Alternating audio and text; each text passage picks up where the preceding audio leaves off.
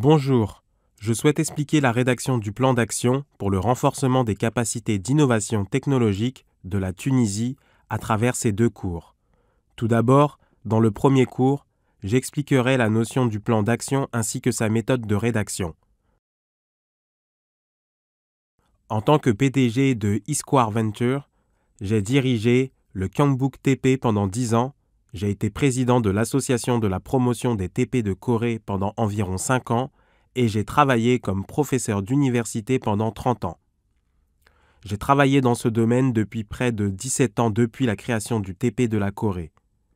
Plus tard, comme celui-ci était considéré comme un bon modèle de développement régional, j'ai joué un rôle dans la transmission de l'expérience du modèle TP coréen en Éthiopie et Ouzbékistan. Et j'ai aussi eu l'occasion de visiter la Tunisie 2 fois.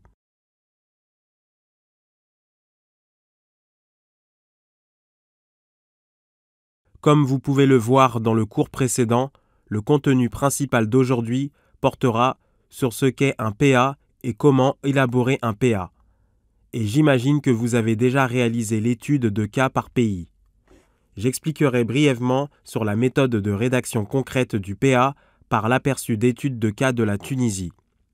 Lors de la rédaction du PA, l'une des plus grandes variables environnementales concerne la situation actuelle du pays.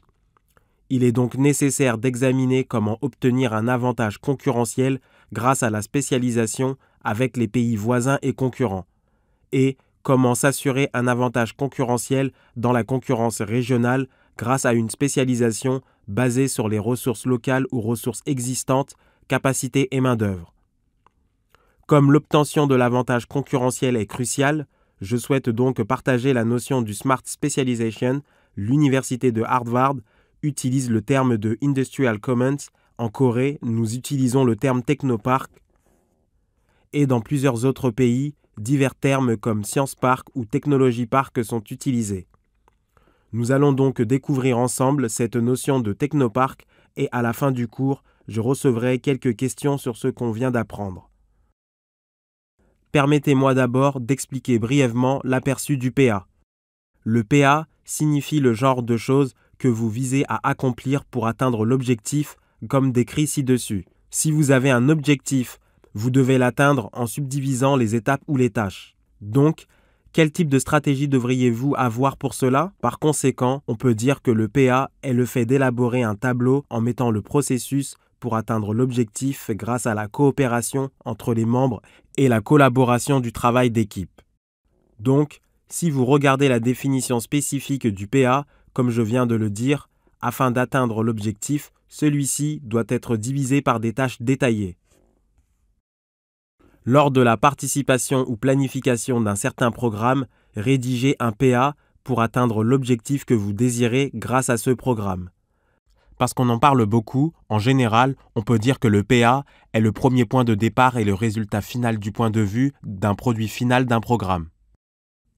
Ensuite, lors de la rédaction du PA, par exemple, lorsque nous avons fixé l'objectif de renforcer la capacité d'innovation technologique en Tunisie, pour cultiver la capacité d'innovation technologique, et pour atteindre cet objectif, nous pouvons ainsi créer un TP ou un programme de soutien aux entreprises.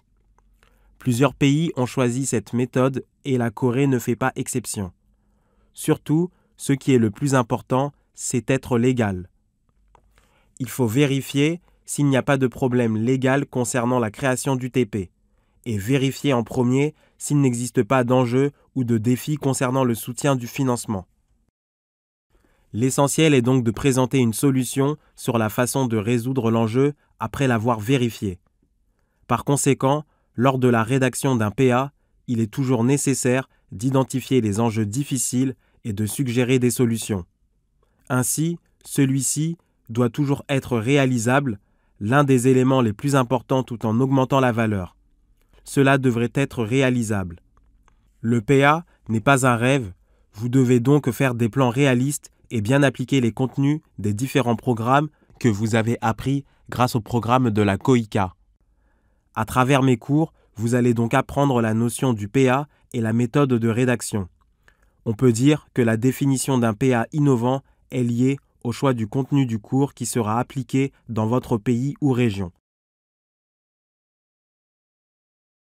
Le PA doit donc avoir un objectif, bien sûr, un objectif supérieur national ou régional. Il peut y avoir un objectif, puis il y aura des tâches ou des étapes détaillées pour atteindre l'objectif, et ce qui est important, c'est la répartition. C'est pourquoi, lors de la rédaction, il faut indiquer clairement qui sera le responsable. La répartition est donc très importante et dans un PA, il doit toujours y avoir un calendrier. Si nous avons un temps et des ressources infinies, nous n'aurions pas besoin de PA. Comme nous sommes toujours confrontés aux problèmes liés au temps et ressources limitées, c'est la raison pour laquelle nous avons besoin d'un PA. La date limite et le calendrier sont importants et il sera aussi crucial pour vérifier les ressources dont nous disposons. Enfin, voici tous les indicateurs de performance clés KPI. De quoi a-t-on besoin pour présenter des indicateurs de performance clés ? Vous devez mesurer. Seuls les indicateurs mesurables peuvent être évalués avec des indicateurs de performance clés, ce qui signifie que les indicateurs non mesurables n'ont pas de valeur. Il faut donc toujours ces 6 composants, c'est-à-dire un objectif, une tâche ou une étape, une répartition, une date limite, des ressources et un mesurage. Ceux-ci peuvent donc être considérés comme éléments clés du PA. Pourquoi le PA est important et efficace ? Le fait de le montrer dans un seul tableau est si important. Lorsque nous montrons un tableau lors de la rédaction du PA, comme nous le remettons aux exécuteurs, celui-ci joue le rôle d'un genre, de template et de manuel important. Donc, comme les éléments tels que « nous en sommes arrivés à ce point dans l'avenir » ou « quel travail nous devons faire pour réaliser ce projet pour le reste du temps » ou « comment obtenir une évaluation des performances » sont maintenant clairement inclus dans le checklist et ceci peut être considéré comme un outil de mesurage de performance très pratique et efficace lors de l'examination de l'efficacité du PA.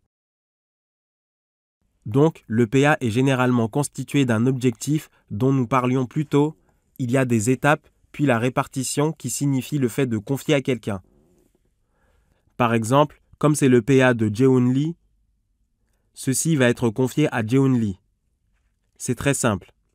La répartition a été faite, ceci a donc été confié à Jae-Hoon Lee. Voici les ressources, la date limite, le calendrier ainsi que l'indicateur des performances clés du mesurage qui est le suivant. Si tous ces composants que je viens d'expliquer est bien arrangé clairement, ceci va être facile de mesurer le processus. On peut donc dire que c'est un modèle de base pour le PA. Lors de la fixation de l'objectif du PA, celui-ci doit être un objectif SMART. Ici, SMART n'est pas le mot signifiant intelligent, c'est un mot inventé composé des initiales des 5 mots. Le premier S doit être spécifique. L'objectif doit être spécifique. Si l'objectif est ambigu, il est difficile d'atteindre l'objectif et il est difficile de le mesurer après l'avoir atteint. Par conséquent, l'objectif doit être bien précis. Ensuite, M, il doit donc être mesurable. La performance ne peut être évaluée que si elle est mesurable. Elle doit donc être mesurable car il est impossible d'évaluer la performance faite de manière abstraite. Ensuite, un objectif est significatif lorsqu'il semble être réalisable et si celui-ci ne peut pas être atteint, il n'y a pas de sens. Et l'objectif doit être pertinent. Il doit absolument aller de pair avec la vision, l'objectif et l'identité de l'organisation. Un objectif lointain n'a pas de sens. C'est pourquoi l'objectif doit être pertinent et le calendrier doit être bien défini, car le temps n'est pas donné infiniment. Le PA, dont nous avons parlé plus tôt, doit donc être composé d'un objectif, étape, ressources, calendrier et performance clé, qui a un objectif SMART. Puisqu'il s'agit presque de la même notion que les 6 composants, j'ai simplement ajouté cette diapositive pour vous souligner que ceci doit être SMART lors de la fixation d'un objectif. Lors de la rédaction du PA, bien sûr, vous aurez déjà terminé de rédiger le rapport national, car celui-ci est fait lors du cours situé au début du programme. La raison pour laquelle le cours de la rédaction du rapport national précède celui du PA, c'est parce qu'un PA approprié peut être élaboré sur la base d'une parfaite compréhension de la situation nationale.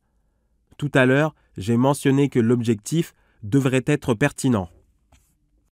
Puisqu'il est inutile d'appliquer les ressources naturelles, les capacités, la stratégie nationale et la vision de la Tunisie à la lointaine Silicon Valley américaine, il est nécessaire de comprendre la situation actuelle de la Tunisie dans la session du rapport national pour déterminer les orientations et objectifs du pays. C'est pourquoi le cours de la rédaction du rapport national doit précéder celui du PA.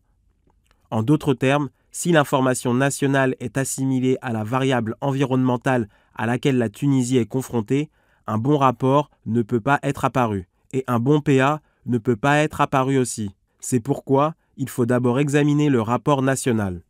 Ensuite, les lignes directrices sont fournies et après avoir assisté à plusieurs cours, dont le mien, ceux que vous avez appris à travers les sites internet et visites sur terrain sont tous intégrés au PA. À la fin de la séance de l'atelier, il se trouve un moment de présentation et le PA peut donc être développé à nouveau par le biais de la session questions-réponses. Pourtant, cela n'a aucun sens si cela se termine comme ça. Vous devez donc bien réfléchir à la manière de l'appliquer dans votre pays ou région. Il faut donc le rendre durable. On peut donc dire que le PA aura vraiment du sens lorsque le programme se poursuit, année après année, et que lorsque ce programme sera établi dans votre région ou pays. Les études de cas de pays est un cours faisant partie du programme sur le renforcement des capacités d'innovation technologique. Ainsi, il existe diverses circonstances nationales dans le rapport de pays. Ce qui est le plus important, c'est l'économie globale, la société, l'environnement, la science et la technologie, les infrastructures, la capacité d'éducation et d'innovation, les facteurs influençant l'innovation technologique et le développement de la capacité d'innovation technologique en Tunisie en raison du contexte socio-économique, puis du renforcement des capacités d'innovation technologique. Quel est le volume du budget pour le renforcement des capacités d'innovation technologique et comment utiliser les compétences de TI ainsi que les soutiens fournis, tout ceci doivent être identifiés. Ensuite, combien de TP ou d'institutions d'innovation technologique sont présents? S'il n'y en a pas assez, comment les créer? Ou, s'il y a suffisamment d'institutions mais qui ne fonctionnent pas efficacement, comment les restaurer ou revaloriser? Tout ceci doivent donc être présentés comme partie essentielle dans le rapport national de la Tunisie. Si possible, puisqu'il s'agit d'un programme de renforcement des capacités d'innovation technologique, je dirais qu'il faut éviter de recevoir des variables environnementales trop éloignées de la capacité d'innovation technologique des pays étroitement liés en la matière. Ensuite, il faut d'abord définir correctement la capacité d'innovation technologique et faire l'analyse SWOT afin de la renforcer. Un moyen efficace pour le renforcement des capacités d'innovation technologique ainsi qu'un programme pour le renforcement de l'innovation technologique à court et long terme, ceux-ci ne doivent pas s'arrêter par simplement la mise en œuvre d'un programme.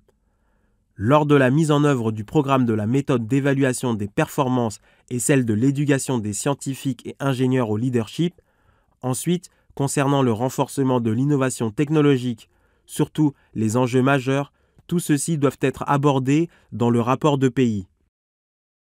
C'est pourquoi la rédaction du rapport de pays fait partie des derniers cours. Cependant, comme je l'ai mentionné au début, les variables environnementales sont des éléments importants dans l'EPA.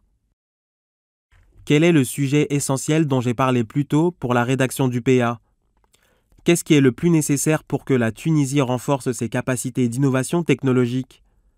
Et il faut bien vérifier si le PA est un projet dont la faisabilité est liée à l'orientation du pays, car s'il ne l'est pas, on ne peut pas dire que c'est un PA. Ensuite, nous devons considérer le rapport national comme une grande variable environnementale et l'extraire de là. Et après, fournir les lignes directrices. Ce sont en effet des choses que nous avons tous apprises, alors passons à autre chose. Lors de la rédaction du PA, peu importe à quel point nous le faisons en équipe ou en groupe, nous ne pouvons pas tout intégrer parfaitement dans un seul PA. Ainsi, à la fin du programme, vous allez faire une présentation du PA et le développer à travers les sessions questions-réponses. Ces processus semblent très importants. Pour la QACA, ou l'organisme dirigeant le programme, il ne s'agit pas seulement de faire assister au cours et de faire soumettre un PA au stagiaire. En effet, son but est de lui attribuer un rôle important pour qu'il puisse être applicable et durable au retour dans votre pays. Ce genre de PA pourra donc être considéré comme un PA bien rédigé. Par conséquent, c'est le plus grand souhait du point de vue de la Quaca ou de l'organisme responsable du programme que le PA soit bien utilisé pour le développement du système politique. Ainsi, la raison pour laquelle la Quaca offre des incitations comme le décernement d'une somme de 10 000 $ pour que le financement du projet lorsque celui-ci est sélectionné en tant que projet pilote, c'est parce que la Quaca souhaite que le PA puisse être une action et ne s'arrête pas à un simple devoir donné aux stagiaires.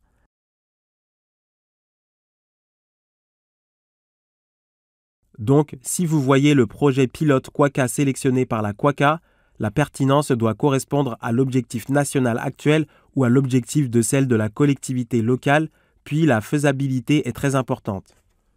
Il est aussi important que ce projet soit pertinent, de savoir s'il est vraiment nécessaire, et il est aussi crucial de déterminer si ce projet doit exister et si celui-ci est capable d'être réalisable. Ensuite, il doit y avoir la possibilité, préparation et la durabilité dont nous avons parlé plus tôt. Le principe est de ne pas sélectionner autant que possible des projets ponctuels et comme ceux qui ont étudié la gestion le savent, l'évaluation doit être effectuée sous le système PDS. Ce mot vient du P de plan, D de dos, puis concernant le S, qu'est-ce qu'on doit donc faire après avoir rédigé le PA? Le S vient de seeing, ce qui signifie l'évaluation. La gestion est souvent appelée le système PDS, et il ne faut pas s'arrêter au seeing. Si vous le regardez, il doit être renvoyé à P par le biais des commentaires, donc ce PDS a une ligne d'arrivée en tant que cercle et il doit être durable. C'est pourquoi, lorsque nous évaluons le projet, la Quaca décide de continuer à soutenir ce projet jusqu'à l'évaluation finale afin de faire quelque chose qui peut être poursuivi plutôt qu'un projet ponctuel.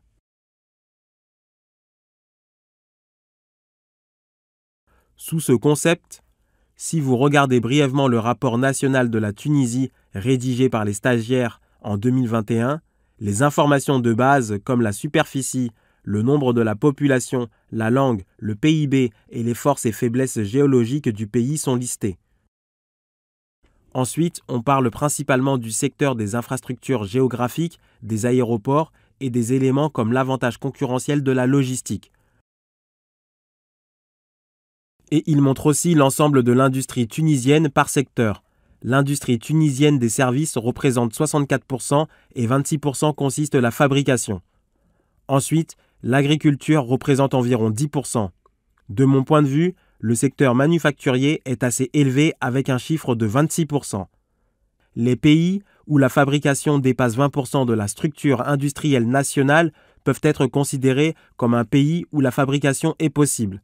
Et en effet, peu de pays ont plus de 30%. Autrefois, la Chine avait dépassé de 30% et l'Allemagne, qui est un des pays les plus forts en la matière, affiche un chiffre de 26 à 27%. Ainsi, en Tunisie, la part du secteur manufacturier est très stable. Ces genres de pays sont moins touchés par les aléas mondiaux. On peut donc constater que le pays a une bonne composition industrielle. Et le secteur des services est très bon avec environ 64%. En Corée, la part des services dépasse désormais 77%. Si vous regardez certaines régions, la proportion de services est de 78 à 80%. Il s'agit donc d'un service à haute valeur ajoutée, comme aux États-Unis.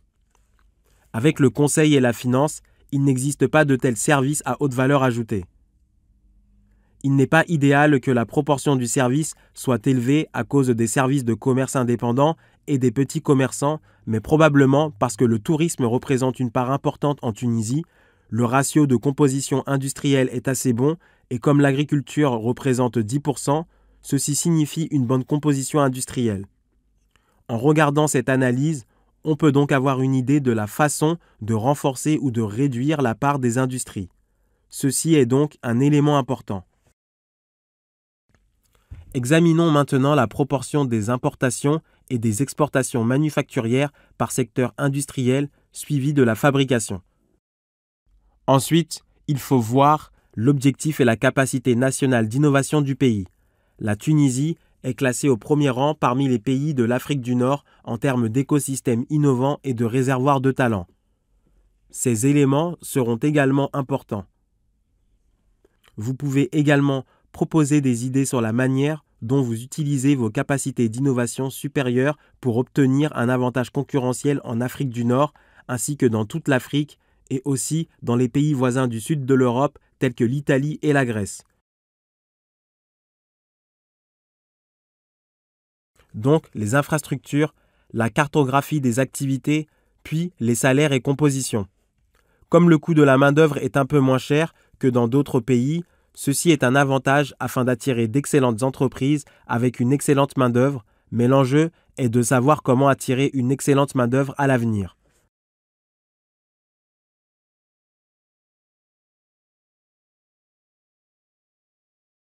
Ensuite, il se trouve le coût de fabrication, le prix de revient, la situation géographique, le milieu de vie. Ensuite, la gouvernance de l'industrie est importante, comme la composition actuelle de l'industrie, le rôle de la chambre de commerce. Dans la dernière partie se trouve l'objectif et l'orientation du TP. Pourtant, celle-ci est l'une des parties dont les stagiaires de l'année dernière ont trouvé le plus difficile. Le plus grand problème est que le système juridique sur l'investissement est devenu un enjeu important. Alors peut-être que ce sont des choses que vous devez faire par le biais de la législature afin de créer des lois spéciales. Quand la Corée a lancé le projet de TP en 1997, l'Assemblée nationale a créé une loi spéciale pour les complexes technologiques industriels et celle-ci est toujours en vigueur.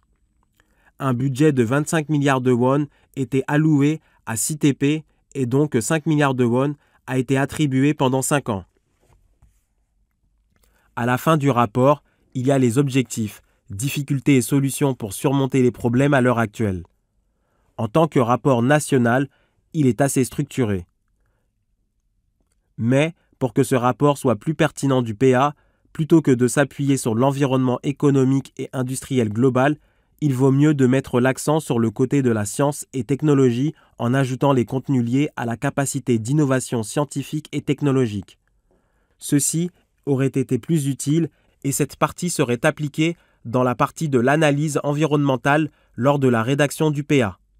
Mais comme ce rapport s'est accentué sur l'analyse globale de l'environnement économique, on peut constater que la pertinence peut être perçue comme un peu faible.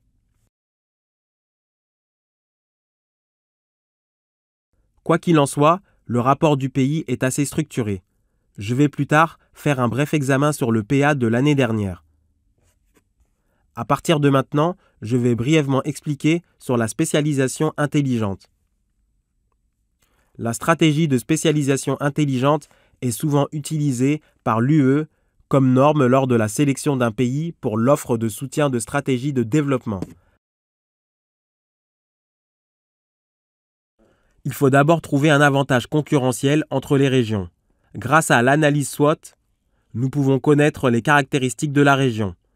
Grâce à cette analyse, les indices régionaux, tels qu'une zone forte en agriculture, en sciences et technologies ou en sciences fondamentales et en industrie manufacturière, seront apparus et basés sur ces indices, vous pourrez mettre en œuvre un projet ainsi qu'une gouvernance pour le développement régional par la coopération de réseaux, d'industries, universités et de la participation des associations civiques. Voici donc une stratégie de spécialisation intelligente. Ce que nous appelons SMART ici est littéralement SMART, c'est-à-dire intelligent. Nous déciderons de la priorité, sélectionnerons et nous concentrerons sur les domaines où les points forts, les forces et avantages comparatifs uniques de notre région sont spécialisés et la spécialisation est notre avantage comparatif et notre avantage concurrentiel. Dans le mot stratégie, ce qui est le plus important, c'est que lorsque tous les membres sont d'accord et partagent ensemble, c'est à ce point que ce pouvoir est significatif en tant que stratégie. Donc, une stratégie de spécialisation intelligente consiste à découvrir notre avantage comparatif, à prioriser ce dans quoi nous avons un avantage concurrentiel alors que nous avons un avantage comparatif, à fixer des priorités, à rassembler et à partager avec les parties prenantes et aller vers cette orientation ensemble. Pourtant, en général, ceci n'est pas évident, mais c'est l'une des stratégies les plus importantes dans de nombreux pays.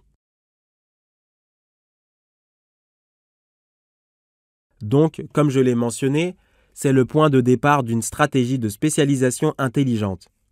Qu'avons-nous fait jusqu'à maintenant ? Ce que nous avons fait jusqu'à présent, les capacités accumulées et où se trouve notre position actuelle, tout ceci sera probablement l'analyse des capacités. Ensuite, si nous en faisons plus, qu'avons-nous? La ressource que nous possédons est, après avoir compris cela, où allons-nous? Les buts, les objectifs et les plans doivent être présentés, mais de nombreuses régions ou pays, à cause de leurs raisons politiques, et les questions comme « qu'avons-nous fait? Où sommes-nous actuellement? Qu'avons-nous ?» sont ignorées et il se trouve juste le plan. Dans ce cas, le plan risque d'échouer à 100%. En effet, même si nous avons bien analysé ce qu'on a fait, ce qu'on possède, le plan peut échouer en raison d'événements imprévus. C'est pourquoi, sans cette analyse approfondie, le plan risque sûrement d'échouer. Mais parce que de nombreux organismes font cela, je pense que c'est pourquoi ils connaissent des échecs.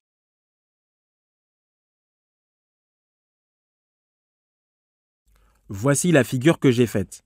Paradigme de développement régional. Concernant la philosophie de base du plan de développement régional, de nombreux politiciens veulent réaliser un projet Wish to Do. Un projet que vous souhaitez réaliser, ceci semble agréable à regarder, c'est chic et c'est idéal. Le problème, c'est que ça ne marche presque jamais. Il est donc préférable que le gouvernement prenne l'initiative de faire ces choses. Parce que cela nécessite un grand budget et prend beaucoup de temps, la région fait ce qu'elle peut faire, c'est-à-dire le can do, et après en améliorant la capacité régionale à travers le devoir-faire, must to do, et le pouvoir-faire, can do, des projets idéaux que nous voulons faire, wish to do, apparaissent grâce au soutien du gouvernement. Beaucoup d'élus locaux préfèrent faire un projet wish to do parce qu'ils sont électoralistes. Parce que ça a l'air bien, après cela, le wish to do a une forte probabilité d'échouer. Le gouvernement central ne le fait pas en investissant un budget important pendant des décennies à travers les institutions. Le complexe de recherche d'EDOC, reconnu comme le cas coréen le plus réussi au monde, a réalisé un énorme investissement depuis 1968 et s'impose désormais comme le meilleur STP de Corée grâce à un investissement gouvernemental pendant plus de 30 ans. Les projets Wish to Do ne doivent donc pas se faire par les collectivités locales, vu que le gouvernement central a réussi ce projet en utilisant même le fonds d'aide des États-Unis pour la création de l'université KEST et du complexe d'EDOC, car à cette époque, le pays était pauvre. Il faut donc que le gouvernement central dirige lui-même ou qu'il nomme une région spécifique et promeut activement. Dans ce cas, le projet a de la chance de réussir, sinon, c'est un projet qui devrait être restreint. Selon les professeurs Pisano et Shi de l'université de Harvard, les communs industriels sont définis comme l'état dans lequel les capacités de recherche et développement, d'ingénierie et de fabrication pour soutenir l'innovation sont concentrées. Le TP étant une institution qui rassemble les connaissances, les capacités d'innovation technologique et les infrastructures institutionnelles, il est presque similaire aux communs industriels. Personnellement, je pense que ces deux notions sont les mêmes.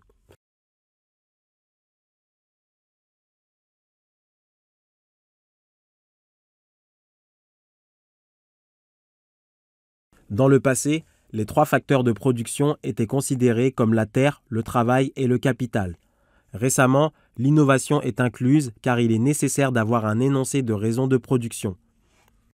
L'inclusion de cette innovation est due au fait que la majeure partie du travail est effectuée dans les communs industriels, de sorte que ceux-ci ont les 4 éléments de l'innovation, la terre, le travail et le capital, et la question clé est la suivante.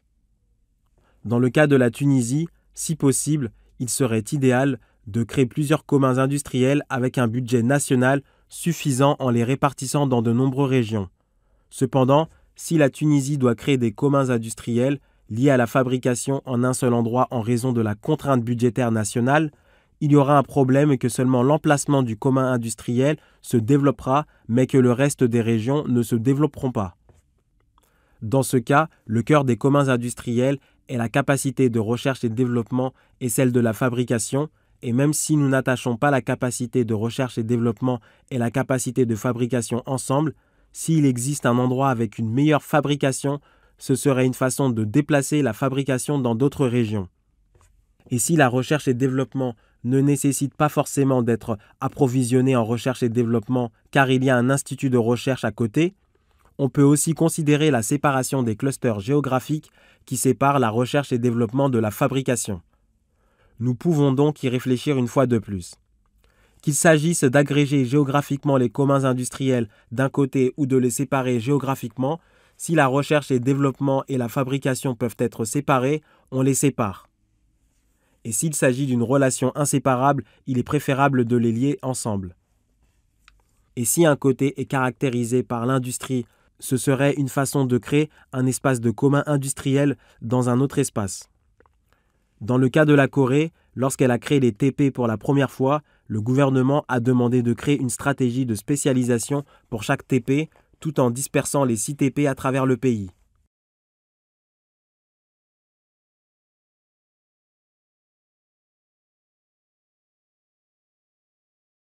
Le technoparc est défini comme ceci. La science et la technologie fondamentale de la Corée, suivies de la science et de la technologie appliquée, sont regroupées en 4 étapes principales. Dans le premier stade, il crée des usines où les entreprises peuvent fonctionner. Il s'agit de créer des infrastructures, puis de fournir des espaces et équipements. Ensuite, il évolue en tant que cluster de coopération d'industrie-université où la coopération de réseaux d'industrie-université de la région peut s'activer. Plus tard, il évolue pour devenir un institut de recherche sur les politiques de développement régional. Maintenant, c'est le stade 1, 2 et 3. Bien sûr, le stade 1 ne disparaît pas après être passé au stade 1, au 2. Mais le stade 1 et 2 se fusionnent, le stade 2 et 3 se fusionnent. Et maintenant, en tant que plateforme unique qui prend en charge de l'industrie locale, il se positionne comme un organisme intégré en Corée.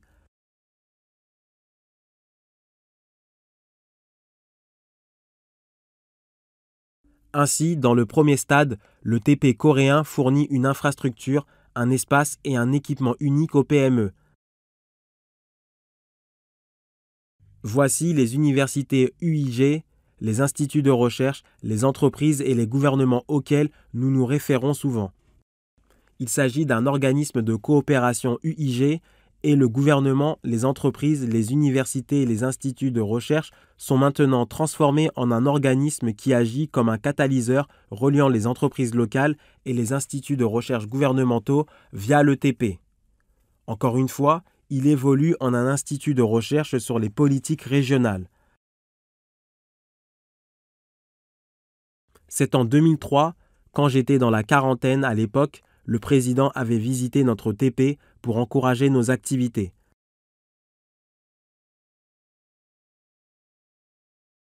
Et maintenant, en tant qu'organisme de service d'appui aux entreprises en one-stop. Il est maintenant en train d'évoluer en tant que plateforme et au fil des 25 dernières années, le TP de la Corée est passé d'une simple institution à une fonction de plateforme. C'est ce que vous avez probablement appris dans le cours des clusters et cela sera probablement mentionné dans d'autres cours au fur et à mesure que le programme progresse. C'est pourquoi j'ai donné un bref aperçu. Quoi qu'il en soit, le TP ne se résume pas à faire une plateforme de programme. Parce qu'il est un lieu de rassemblement des usagers et des fournisseurs ou des usagers et des producteurs dans la plateforme, le TP doit jouer le rôle d'orchestrateur de connexion qui orchestre celui-ci. Le TP joue donc un rôle important dans le développement régional. Lors de l'évaluation des TP en Corée, nous examinons le nombre des startups présentes dans la région et regardons si elles apportent des projets nécessaires liés aux besoins locaux et à une spécialisation intelligente, car si la région apporte des projets qui ne sont pas nécessaires, il se trouve un risque élevé que celui-ci échoue. Ensuite, on compte combien d'entreprises ont été attirées dans la région. Cependant, il ne suffit pas d'avoir seulement des infrastructures et des entreprises dans la région. La formation des talents fait partie des principaux indicateurs d'évaluation de la performance du TP. Plus tard, quand vous créez un TP, vous devez donc penser à ces éléments. Ce qui est aussi important à retenir, c'est que l'existence d'un parc technologique permet de servir en tant que camp de base pour attirer les entreprises locales et les talents. Le rôle de la mise en place d'un réseau entre la région où se situe le TP, celle de l'extérieur. Les installations de recherche et développement qui sont des équipements coûteux que les entreprises individuelles ne peuvent pas se permettre, tous ces facteurs sont importants pour le TP. Pour que le TP réussisse, une stratégie doit être élaborée grâce à l'analyse SWOT et une prise de décision réaliste doit également être prise grâce à la spécialisation intelligente. Pour finir, j'ai posé une question concernant la rédaction du PA. Pourquoi le PA est-il utile ? Je l'ai dit plus tôt. J'ai mentionné qu'un PA est important car il s'agit d'un checklist qui met certains défis importants sur une table. Comment évaluer la faisabilité d'un PA ? Le plus important est de savoir si celui-ci est vraiment nécessaire, voir comment il est justifié et doit avoir une relativité à la vision et objectif que l'ensemble de l'organisme souhaite atteindre. Ensuite, cela devrait être faisable. L'évaluation est la même que celle de la validité et les deux facteurs les plus importants sont premièrement la date limite et ensuite à qui confier le PA. Ce qui est le plus important dans le PA, c'est l'affectation, la date limite ou le calendrier et il est souvent confondu du fait que le PA marche tour seul une fois qu'il est rédigé. Vous devez donc identifier et trouver la bonne personne appropriée. Comme nous n'avons pas toujours un temps infini, nous devons établir un bon calendrier et bien exécuter le PA. Voici l'essentiel du premier cours. Merci d'avoir assisté à mon cours, je vous remercie.